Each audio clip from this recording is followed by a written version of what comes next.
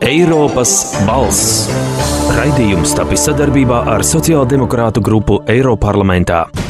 Labdien, pie mums ciemos eirodeputāts Andrejs Mamikins. Esiet sveicināti! Citadeles pārdošana izraisīja visai plašu rezonanci sabiedrībā. Kādēļ tāds skandāls?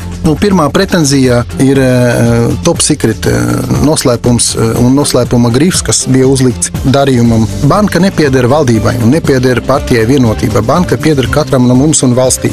Saprotiet, jūsu mašīnu, piemēram, kaut kādi noziedznieki nolaupīja. Protams, jūs nesēdēsiet maliņā, jūs cīnīsieties par to, lai atgūtu atpakaļ šo mašīnu. Tas pats arī ar Citadeli. Un galvenais, kā cena ir ārkārtīgi necilvēciski maza, es teiktu, par Citadeli. Tā ir otrā pretenzija. Jā, bet pārējais banku savulaik valsts iegādājās par vienu latu.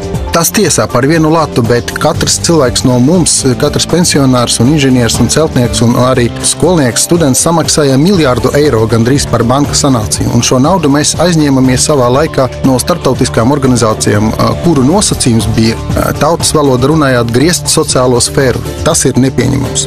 Jā, bet Citadeles pārdošana līdz jaunajam gadam tā jau ir Eiropas komisijas prasība. Valdībā pat nemēģināja palūgt Eiropas komisiju atlikt pārdošanas termiņu. Tāpēc, kā bija jau acīmredzam atrasti tie pircēji, par to pircēju rēķinu esošais komisārs Dombrovskis un slavens deputāts Zaķis savā laikā ceļoja pa Grūziju. Paldies par interviju. Mums ciemos bija eirodeputāts Andrejs Mamikins. Mēs no jums atvedāmies līdz nākamai reizei.